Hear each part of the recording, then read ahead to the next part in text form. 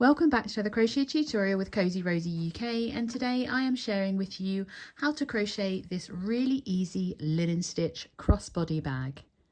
Now this bag is not a big bag. You can see that it's only really 2 hand widths, which is about 9.5 inches wide, and the depth from the top to the base is 7.5 inches. We've got a lovely long handle to work easily for a crossbody bag, so it makes it ideal for those quick errands with a little bit of style. Now you may not be familiar with it, but this is the linen stitch where you work into chain 1 spaces, which is why it's such a quick project, but it does give you a bit of stretch. To avoid losing the bag shape, there is a separate tutorial showing you how to line this bag, and I'm going to be using a magnet close on this one rather than my usual preferred kind of button close. If you want the button close instructions, head over to the link in the description box and it will add those on for you. I've used it in a number of my other bag tutorials as well. Now before we get started, don't forget to hit that subscribe button and of course the notification bell so you never miss out on none of my crochet patterns or tutorials again.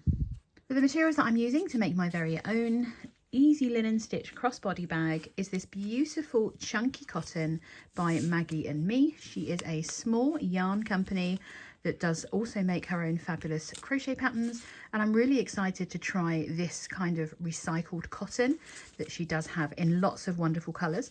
I'm going to be using these 4 colours today. Let me get them in order.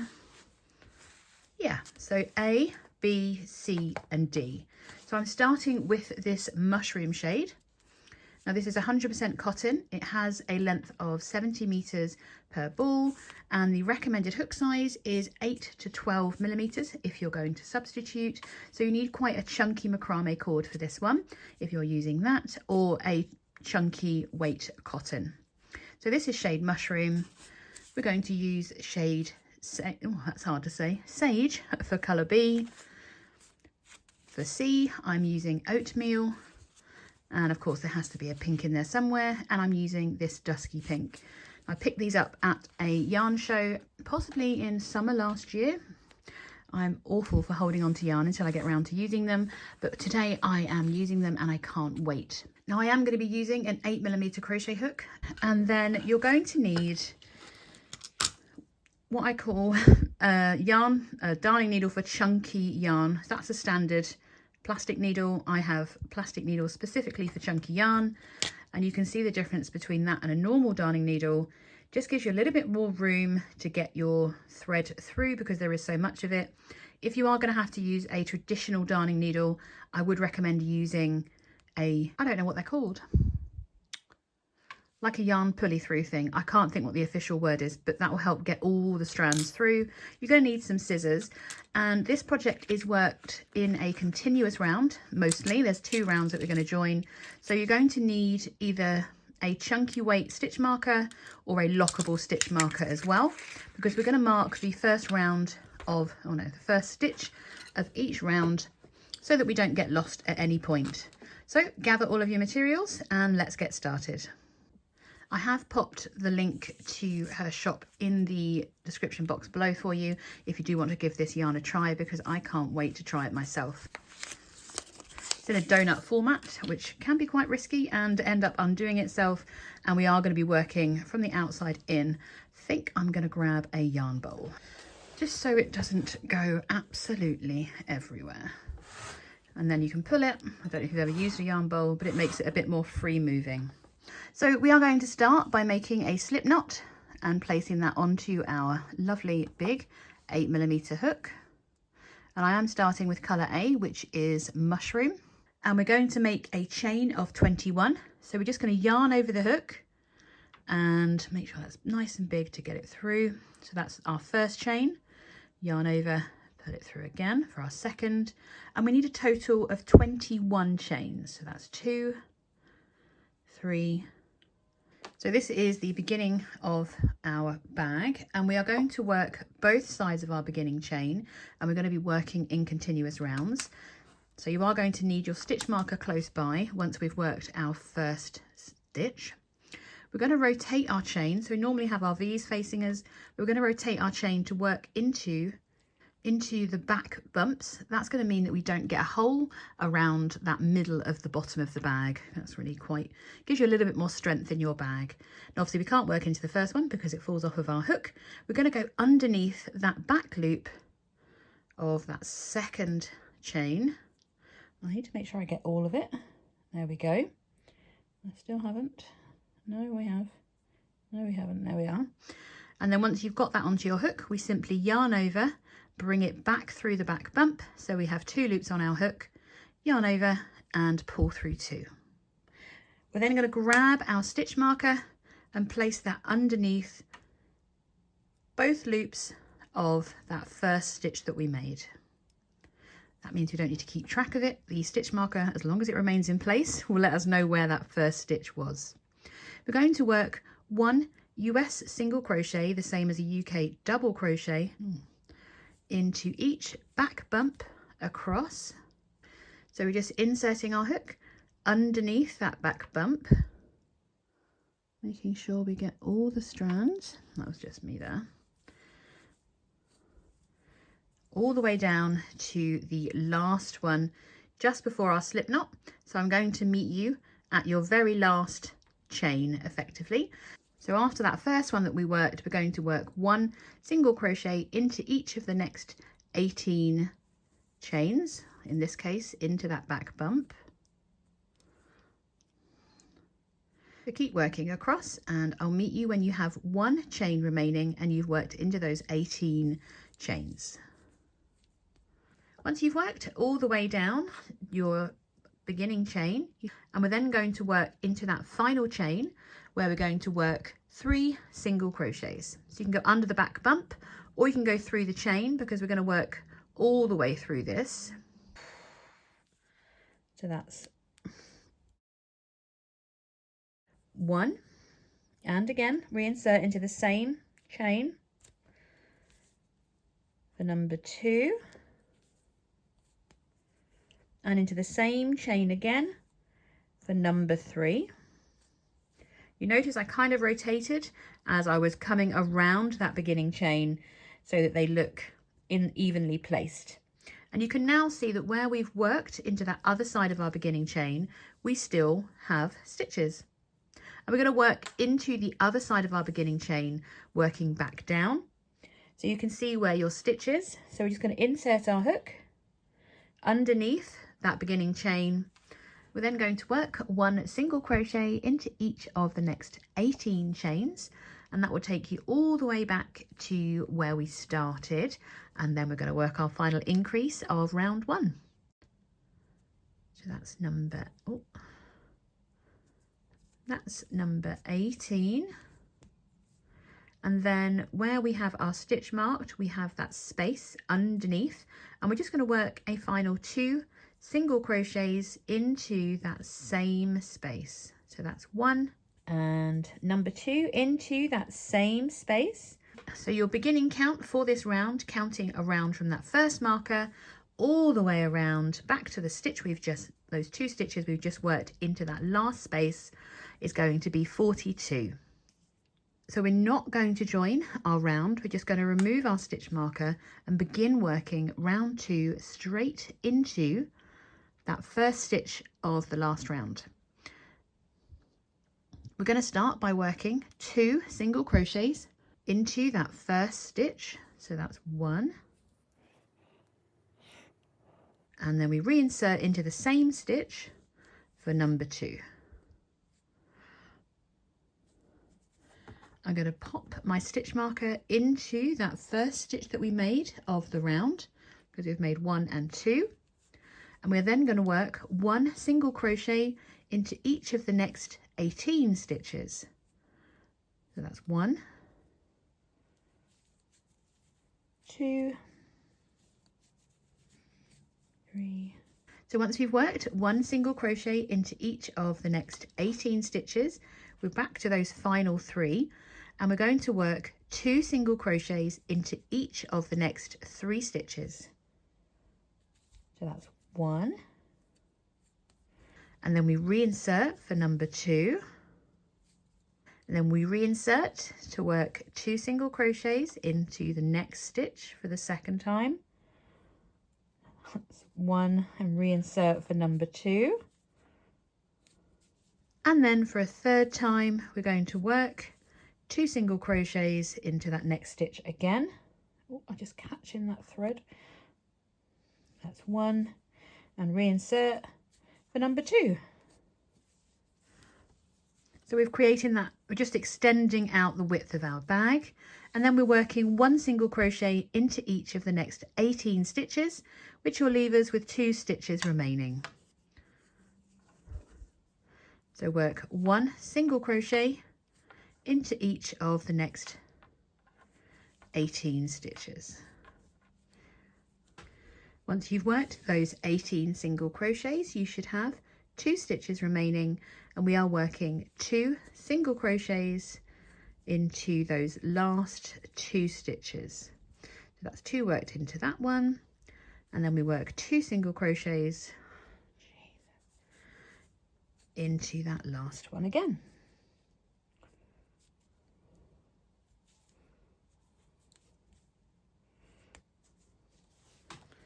So at the end of round 2, we've added 6 extra stitches. So we're going to have a total stitch count of 48.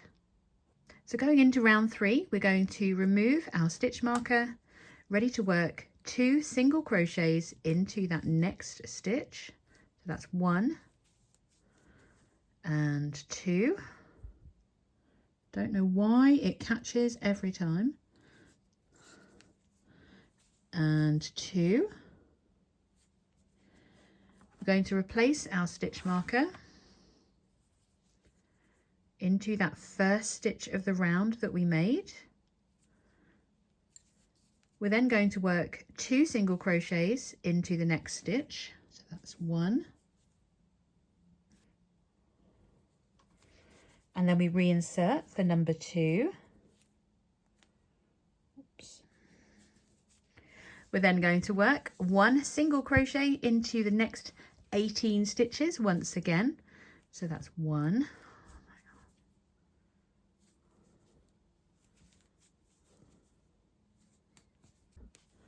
Oh, I had to swap to a less pointy 8mm hook. It was, look at that, that's so much better. So I've done those 18 single crochets. We're now going to work 2 single crochets into each of the next 6 stitches. So we insert, so that's 1, 2. I know a bad workman shouldn't blame its tools, but wow, I thought there was something wrong with me then. So 1, 2, that's the first time. We're going to work 2 into the next. So that's, oops, 1 and 2 for the second time. 1 and 2 for the third time. 1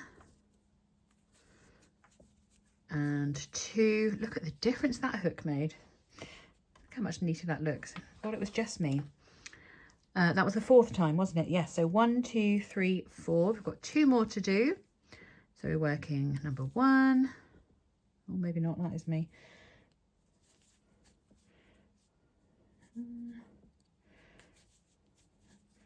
And a second one for the 5th time. And for the final time, we're increasing into that next stitch with 1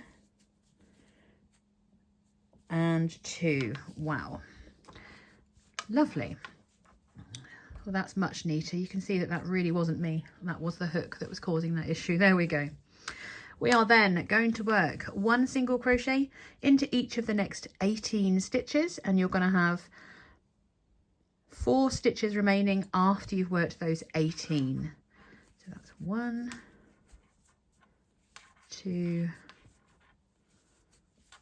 3. So I've worked my 18 single crochets. You should have 4 stitches remaining. We are going to work 2 single crochets into each of the last 4 stitches. So that's 1 and 2 into the first one, 1 and 2 into the second, 1 and 2.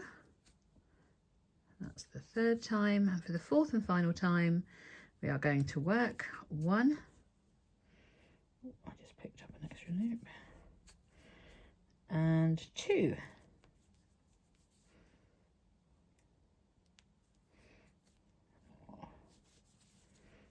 There we go. Wonderful. So that is the base of our bag completed. Looking very, very neat, and it has a little bit of a stretch to it, which is quite nice. And this cotton is incredibly soft, I must admit. I'm really quite enjoying it now I've changed my hook. So this round is a bit of an unusual one because we are going to join it. So we're going to remove our stitch marker at the end of round 3, and this time we're going to insert our hook into where that stitch marker was, and we are going to slip stitch to join. The reason that we're doing this is because it's going to allow us to work into the back loop of each of our stitches around, and it's going to give us an actual base to our bag. So if your tail is hanging out the back, that is the bottom, so that is good. We're going to go into round 4, and we have just joined. So we are going to do a chain of 1. We're going to work into the back loop only, which is going to be quite hard to see on that stitch that you joined into because it's tiny now because we also did the slip stitch. So you're just going to push your hook through the middle of the stitch and pick up the back loop only before working your single crochet. Bit of a tricky one, that one. You can see it much more clearly on the next stitch, and we're just inserting our hook through the middle of the stitch, picking up that one loop of the stitch and completing our single crochet. There are no increases in this round, and it's going to create this lovely ridge all the way along the bottom of the base of our bag. So we're just picking up that back loop only and working a single crochet. So we just I kind of find the hole at the V of our stitch, insert the hook through that point there and work a single crochet. It just makes it a bit easier just to pick up that back loop, just by gently pushing through that hole. And you can see it's going to help our bag sit up nice and proud. So continue to work around, working through the back loop only of each stitch around. If you do want to, you can of course mark that first stitch that we made. I should have told you that a little bit earlier if you've been flying around. Just so we know exactly where that is when we come back to it. I can tell because obviously I can see my stitch, my slip stitch, but if you're not used to finding them, it might be a bit of a challenge when you come back around.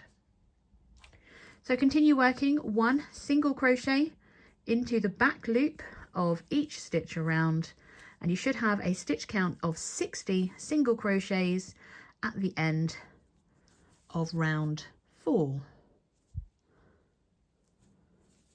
So once you worked into each stitch around, you can see where our bag is going to fold up to create the sides. So we're now working on the side of our bags. I'm going to work one final round in this colour, in colour A. We're not joining this round, we're going straight in to round 5. And we're going to work 1 single crochet into each stitch around. And get into that first one. There we are. So that's the first one. Going to pop my stitch marker back in, just into that first stitch that we made, so that we've marked the beginning of our round, and then we're ready to work 1 single crochet into each stitch around. So again, at the end of round 5, we'll have our stitch count of 60 once again. So continue around working 1 single crochet, and I'll meet you at the end of round 5. So at the end of round 5, you should still have your stitch count of 60, and we're going to change to, that's not colour B, colour B. I'm doing the sage next.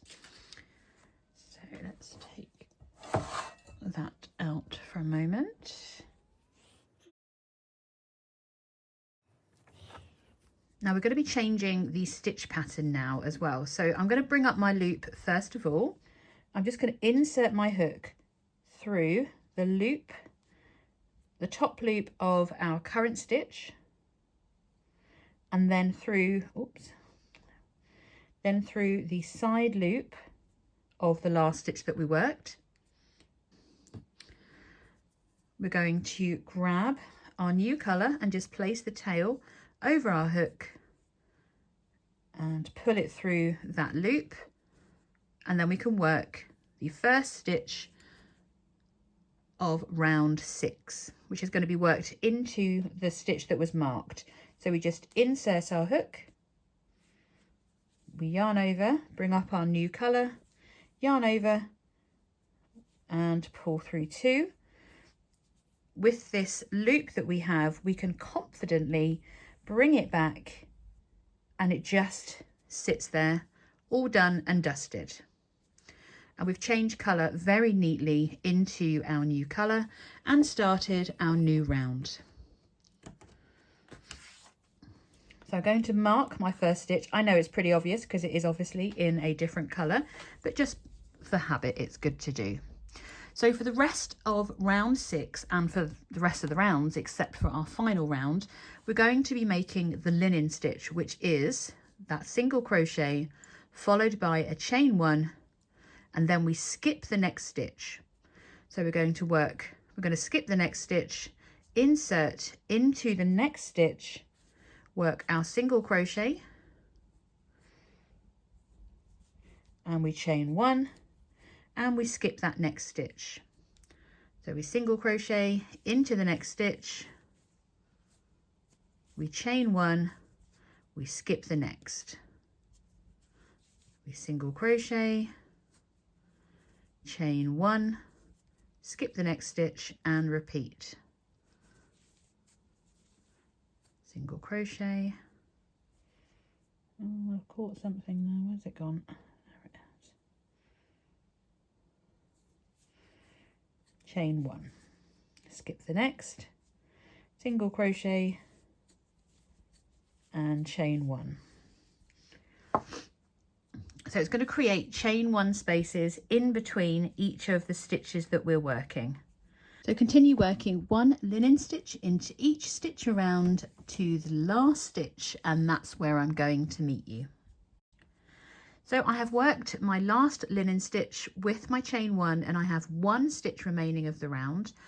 So into that final stitch, we're going to work 1 additional single crochet and a chain 1, and that allows us to step over that first stitch. So at the end of round 6, you will have a total of 31 linen stitches, and it looks like we've made it really tight, but don't worry, this is going to be a lot. It may even get a little bit too loose as we make our bag bigger. We're going to continue on to round 7, and rounds 7 to 11 are going to be completely the same. So I'm going to remove my stitch marker.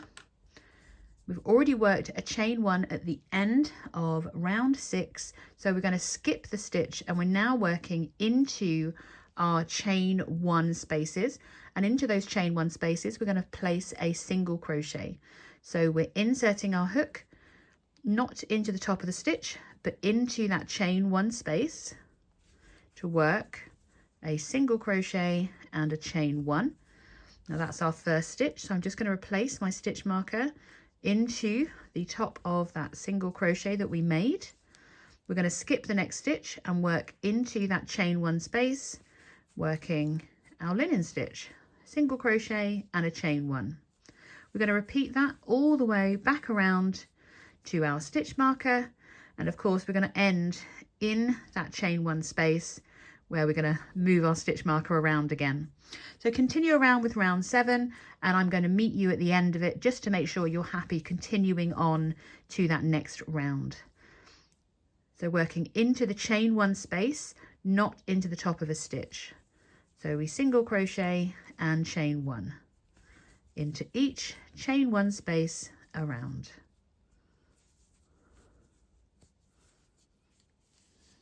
So I've worked all the way back around to my stitch marker, and there's that final chain 1 space just to the side of it. So I'm working my final linen stitch, and then we're ready to go into round 8. So we skip over the marked stitch and we're working into that next chain 1 space. I absolutely love how this stitch kind of builds up onto each other. It really does look beautiful.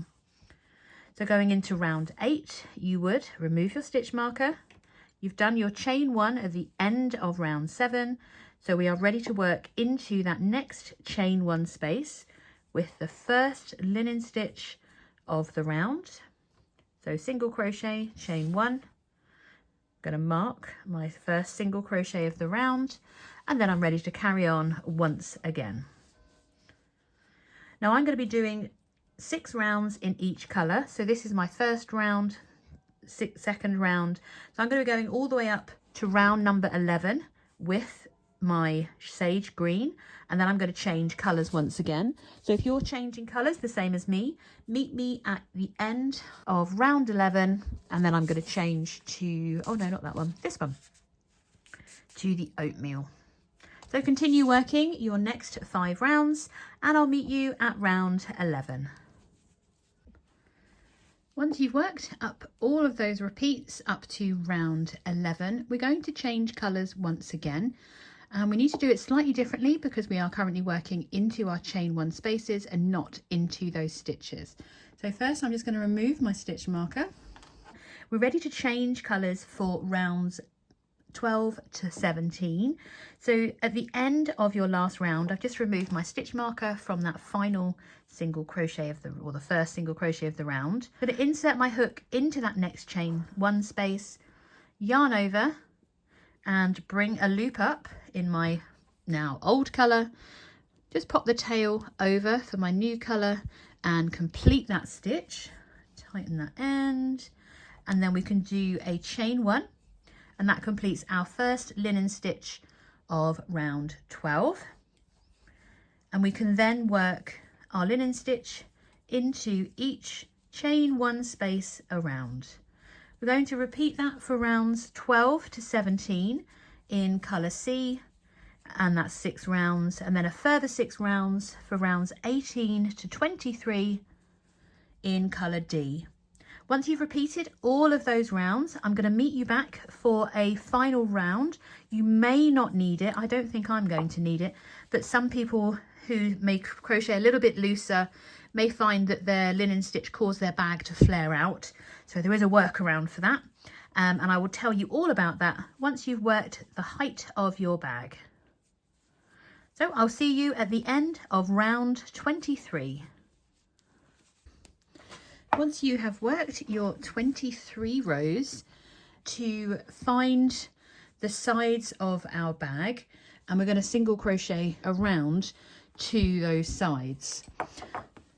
So I don't want you to guesstimate this too much, but folding it in half roughly, and where it lands quite naturally, place a stitch marker either into the stitch or the chain 1 space, and then repeat that for the other side, and you should have 15 linen stitches either side roughly. So that's in a stitch. So 1, 2, 3, 4, 5, 6, 7, 8, 9, 10, 11, 12, 13, 14, 15. And then on the other side, we've got, that's the marked one. So 1, 2, 3, 4, 5, 6, 7, 8, 9, 10, 11, 12, 13, 14. Close enough. Now, where we've placed those stitch markers is where we're going to attach our handle. So we're going to work into each chain 1 space around to that last chain 1 space before our marker. So I'm continuing on with this last colour that I've worked, and I'm just working 1 linen stitch into each chain 1 space around to that chain 1 space before the stitch marker. So that takes me to the chain 1 space before, and I'm just going to work 1 single crochet into that first chain 1 space. So once you've worked around to that marked stitch, we are going to work 1 single crochet into each stitch and into each chain 1 space around to the next marked stitch. This will just give us a really nice firm edging to the top of this bag. and just finishes off the edging beautifully. You can work it in a different colour if you want to, but I'm just going to stick with the same colour. I'm going to work my bag handle in a different shade. So we're working 1 single crochet into each stitch around. I would recommend, she says, forgetting to do it, just marking that first or the beginning of those single crochets with your stitch marker, just so you know where you started, because that's going to become the end of this round, so that we can work all the way around to this marker here, and then we know when we come back where we started and where the edge of our bag is. And I'm going to replace this marker when I get to it, because that's where we're going to know where to put our handle. So continue on working 1 single crochet into each, chain 1 space and into each stitch around to that first marker.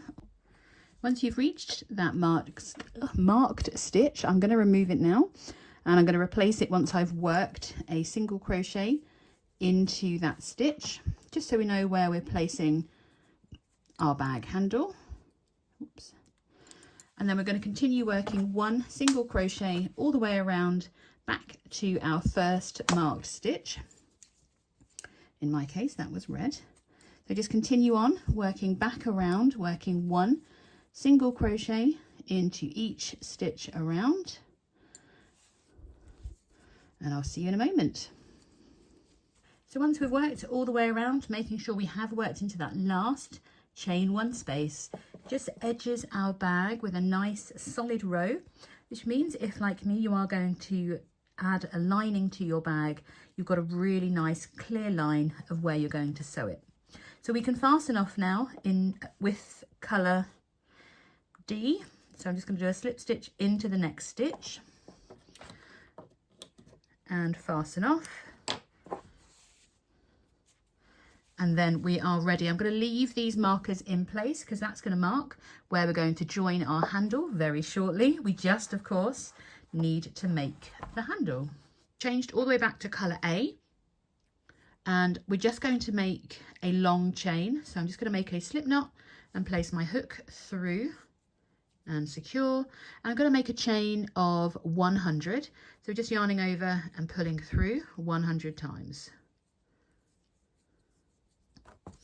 So once you have made your very long chain of 100, you can double check it against your height, just kind of coming down. I'm showing you, but you obviously can't see it. Coming across from your shoulder.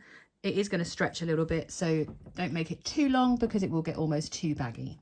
Now I am going to encourage you to rotate and work into that back bump again, and we are simply working 1 single crochet into each chain across from the second chain from hook. Obviously we can't work into the first one, and we're just working 1 single crochet into each chain across all the way back down, so you will have a stitch count of 99 at the end of this handle. So continue working all the way across, working 1 single crochet into each back bump across. Again, working into the back bump leaves that chain kind of unworked, so you get a really nice edge to your bag handle. It's got to be the best crochet cheat, 100%. Okay, so continue on, and I will see you shortly once you've reached the end of this row.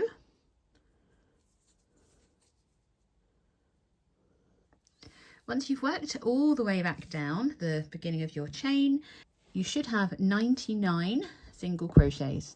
For rows 2 and 3, we are just simply going to make a turning chain of 1 and work 1 single crochet into each stitch back across, and we're going to make 2 rows of this. So we're simply working a total of 3 rows. If, like me, your yarn is really quite chunky, you may find that 2 rows is going to be enough for you. I'm going to do 3 just to help prevent it stretch too much. I do find that, you know, once you've put some weight in your bag handle will stretch a little bit. It's not a bad thing. Gives us a little bit more to play with. So continue on working 2 rows of single crochet. So you end up with a total of 3 rows, and then we're going to be ready to stitch on our bag handles. You can opt to use D-rings if you prefer. I think I'm just going to keep this one nice and simple and just stitch it to the inside of my bag to give it the most stability, and then I can hide the inside of the handle with my bag lining. So continue on working those final 2 rows of your handle, and then I'll meet you back ready to sew our handles on and complete the bag portion of this easy linen stitch bag. I've worked all 3 rows of my bag handle, and I'm going to fasten off with quite a long tail because we need to sew this bag handle on. I'm going to make sure that it is completely flat and in no way twisted before I even start this. And I'm going to grab my bag. And this is where those stitch markers are going to come in really useful, because I'm just going to place that middle row against that marked stitch and do the same for the other side. Let me just pop that through as well. And I'm just going to go 1 stitch down just to secure that in place, just so I know that it's in the right place. No twist, no twist, no twist. Wonderful. And this side, we'll do the exact same thing.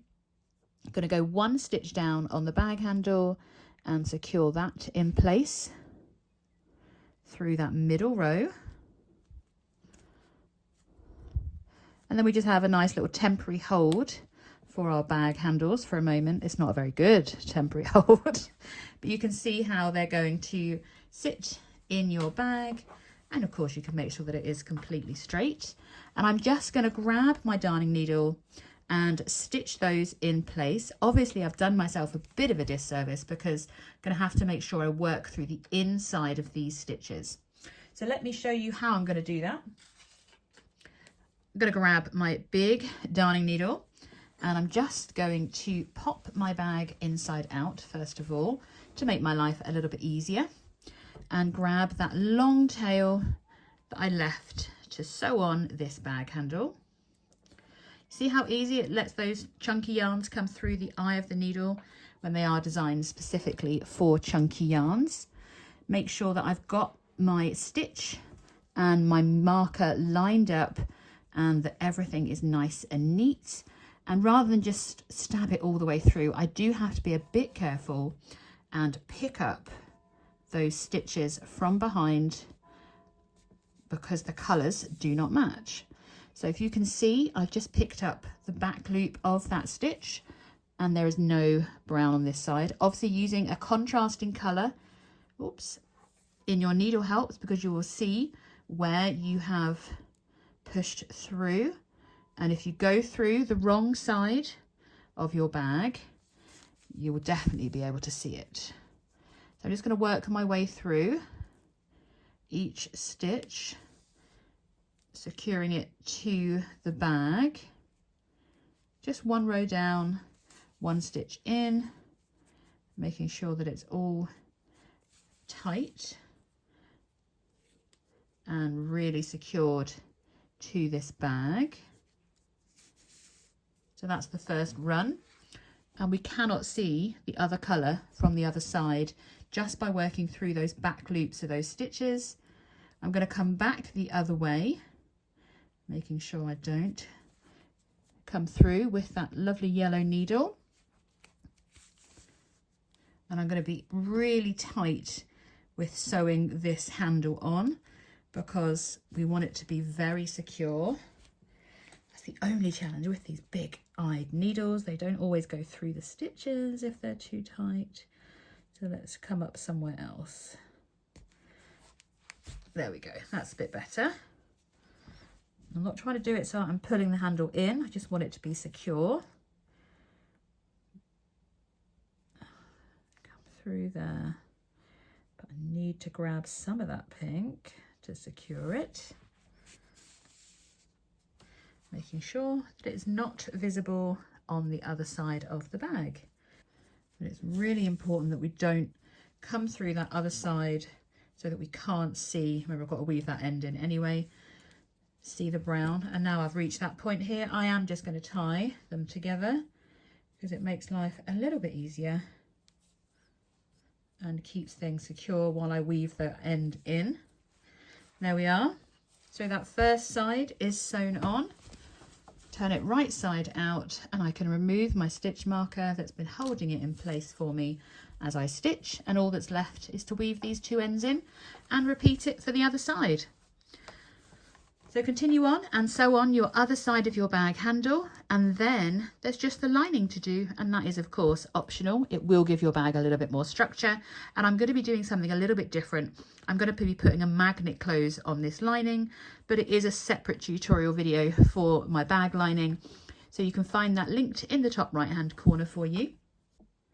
So that's my other side of my bag handle stitched on, absolutely invisibly, which I'm really pleased about. Just got a couple of ends to weave in, and then I am going to create a lining, and I'm thinking about having a little bit of a nice attachment for this bag as well, but I will have all the links for those in the description box for you as well. A huge thank you for joining me today to make your very own linen stitch bag. I'm really pleased with the handle colour choice. It kind of ties in the bottom of the bag to the top, and I'm super pleased with how secure these handles feel despite this being a stretchy bag. But just to warn you, it is a stretchy bag, so make sure that when you're doing your lining that you are working between the base and the top. The base is probably going to sag a little. If you really want to, you can cut a piece of plastic canvas out to that size and secure that in as well. I will do a separate video for that because I am going to do that for this bag, because I just feel it's going to help keep that base flat a little bit more. But I am super pleased with how this bag has turned out. And if I show you the wrong side of the bag, it is practically jogless when it comes to these colour changes as well. So I am super pleased with how that worked up. Thank you so much for joining me for this tutorial to make your bag. I will see you over in the next video where we're going to be lining these bags and adding a magnet clasp.